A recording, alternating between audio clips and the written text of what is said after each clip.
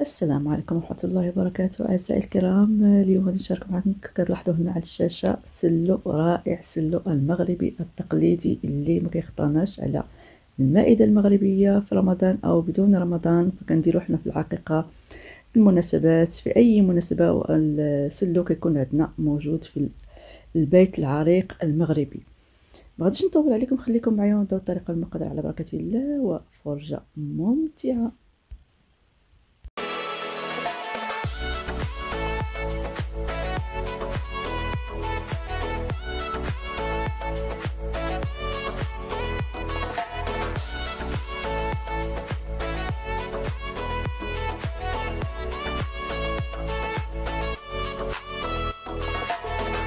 غادي ندوزو المكونات عندي هنايا كيلو و200 غرام ديال دقيق محمر.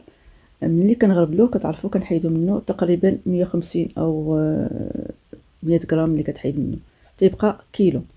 عندي هنا كيلو ديال اللوز محمر، وعندي كيلو ديال الجلجلان اللي بطبيعه الحال تيكون مغسول محمر.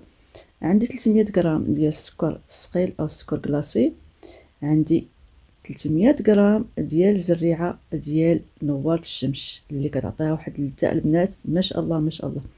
وعندي هنايا النافع والجلجلان والقرفه، كاس واحد اللي كان مجموع هذا المجموع كامل كنحتاج فيه كاس واحد ديال الزبده.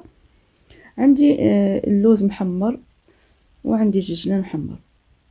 انا غادي هنايا درت نص كيلو اللي كنديرو في الداخل ديال الدقيق، ونص كيلو اللي كنعاودو نديرو به.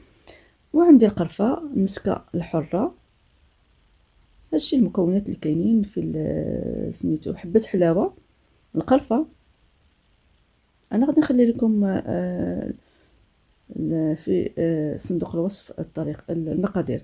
هنا كنوضعوا في سميتو ديالنا في القصريه ديالنا، كنوضع كيلو ديال الدقيق، معلقه صغيره ديال الملح لتعزيز الذوق، 2 معالق ديال النافع مدقوقين مغربلين، و2 معالق كبار اللي كتشوفوا هنايا ديال حبه حلاوه.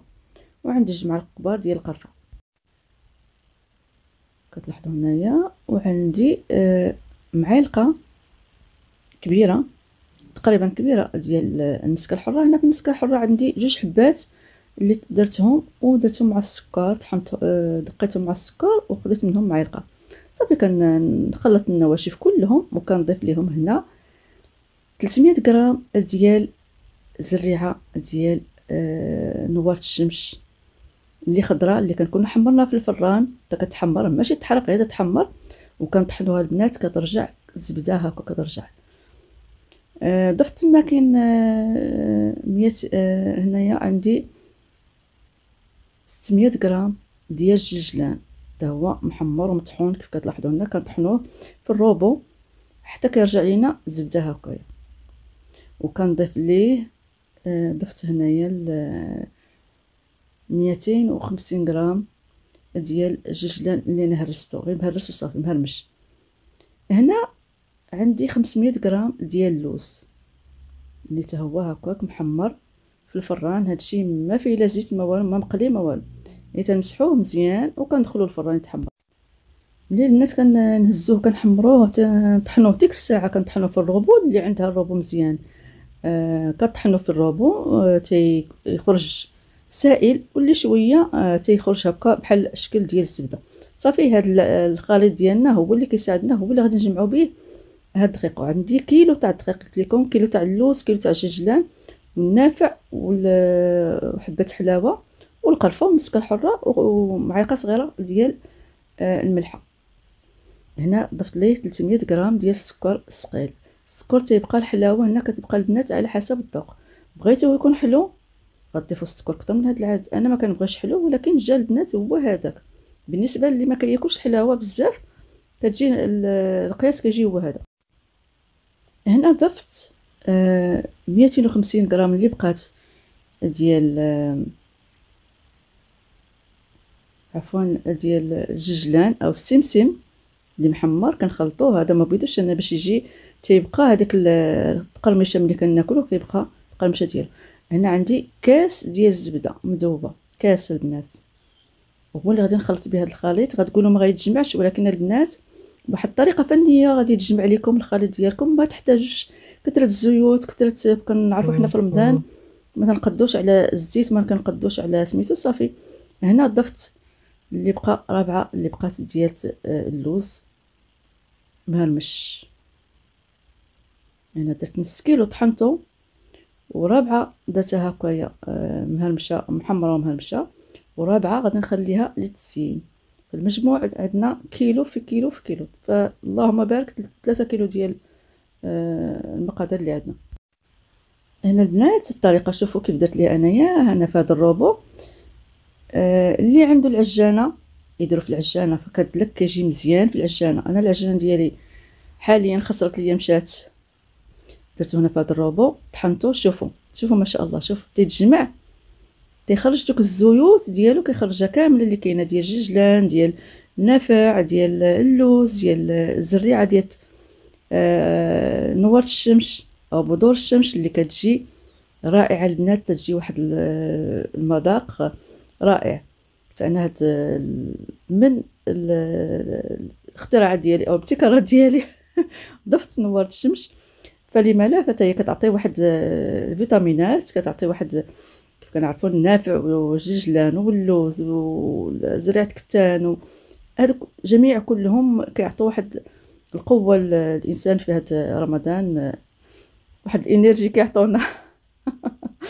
صافي هنا ملي كملت شوفوا ما شاء الله، ما احتاجيت لا زيت، ما احتاجيت لا حتى شي حاجه. كاس ديال الزبده اللي انا ذوبتها حتى حيد منها داك السوائل ديال الماء، صافي تتبقى بحال تبقى الزبده بوحدها، ودلكتو. شوفوا ما شاء الله جا رائع رائع رائع رائع، اللهم بارك اللهم بارك.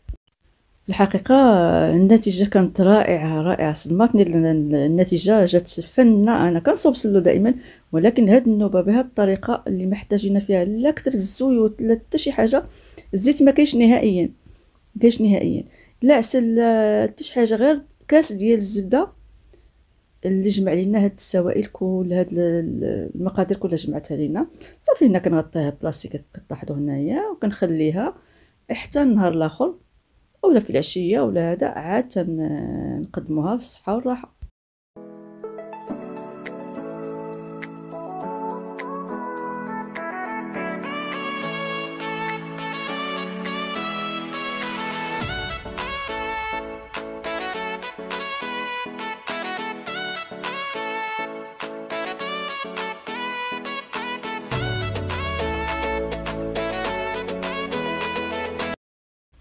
وكان هذا هو نهايه الفيديو اللي حطيت معكم اليوم. التشكيله ديال السلوم ما شاء الله اللهم بارك، شوفوا اللون ديالو اللي كيجي والشكل ديالو. انا زينته باللوز اللي بقى، ربعه اللوز اللي بقات زينت بها. هو شكل واحد درتو، اللي بغى يخليه غير هكا ما يجمعوش تيبقى هكاك. درت الاخر في الطبق ديال التقديم، ودرت اللي بغى يديروا في القويعتات غير شويه هكا يديرهم في قويعتات ويحطهم حتى هما تيجيو زوينين. تزينيهم بلوز افيلي اولا تخلي غير هكا وتحطي في الزيفات الصغيورين. وهنا التزيين تيبقى على حسب الذوق وعلى حسب الرغبه ديالكم. شوفوا اللهم بارك اللهم بارك، جا سلو رائع رائع بكاس ديال الزبده البنات اللي حنا جمعنا به هاد المقادير. 3 كيلو تبارك الله ديال المواد اللي كانوا عندنا اللي جمعنا بهم السلو ديالنا. فهي كتجي كتقول انتيا ما غاديش تجمع، ولكن ما شاء الله بطريقه فنيه تجمع السلو ديالنا وجا رائع رائع رائع. وكان هذا هو نهايه الفيديو اللي حضرت معكم اليوم ديال سلو البنات. اللي باقي ما دارش يدير هذا السلو ويجربوا، اكيد ما تندموش عليه، فهو كيجي لذيذ ساهل. ما كنحتاجوش لا كثر الدليك لا هذا، فكندلكوه اللي عندهم العجانه كيف قلت لكم دلكوه بالعجانه، واللي ما عندوش يديروا الروبو. طريقه سهله ومبسطه اي وحده ديرها. كنتمنى هذا الفيديو يعجبكم ونال الاعجاب ديالكم، ما نكونش طولت عليكم فيه ونكون خفيفه على قلوبكم. والى فرصه قادمه ان شاء الله، في امان الله، مع السلامه.